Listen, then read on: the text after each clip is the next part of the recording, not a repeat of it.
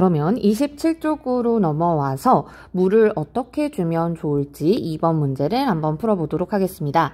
슬기네 모듬과 지혜네 모듬이 물을 6병을 들고 가서 텃밭에 물을 주기로 했대요. 물을 어떻게 주면 좋을지 생각해 봅시다. 이렇게 되어 있습니다. 자, 그러면 한번 생각을 해볼게요.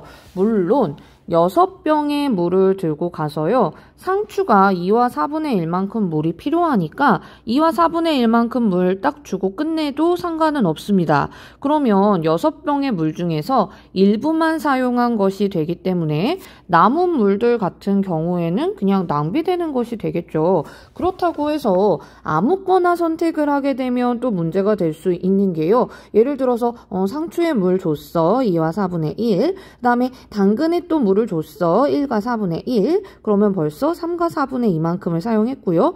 그래? 그러면 파에도 물을 줘야지. 3과 4분의 2에다가 파 4분의 2만큼 물을 줬어. 그럼 3과 4분의 4 돼서 4개만큼을 이용을 했어요. 자, 그러면 우리한테 남은 물은요. 2병이 되겠죠. 그러면 더 이상 물을 주려고 했을 때 무에다가 물을 줬어. 그러면 2병에서 1과 4분의 3만큼 물을 줬으니까 4분의 1이 남아버려요. 그럼 이 남은 물 같은 경우에는 낭비되게 됩니다.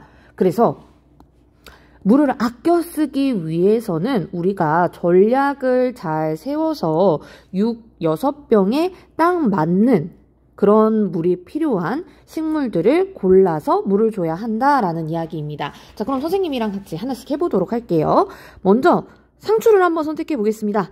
상추는 2와 4분의 1만큼 물이 필요해요. 그림으로 그리자면 요거 하나를 1로 잡았을 때 2와 4는 1을 4개로 나눈 것 중에 한 칸, 요만큼이 필요하겠네요. 자, 그러면 남은 물이 얼마나 있는지 한번 볼게요. 우리 6통이 있었잖아요. 그러면 여기 1, 2, 3, 4, 5, 6, 6통을 선생님이 그려 넣었습니다. 자, 그러면 우리가 상추한테 물을 주고 남은 물의 양은 1, 2, 3 하고 4분의 1, 4분의 2, 4분의 3, 즉 3과 4분의 3만큼 남아있어요. 자, 그러면 우리 상추한테는 물을 이미 줬고요. 3과 4분의 3만큼 물이 필요한 식물은 없는지 한번 체크해 봤더니 배추가 있네요. 자, 그러면 상추에 물을 주고 배추에 물을 주면 딱 6병을 이용할 수 있기 때문에 물을 전혀 낭비하지 않고 물을 줄 수가 있습니다.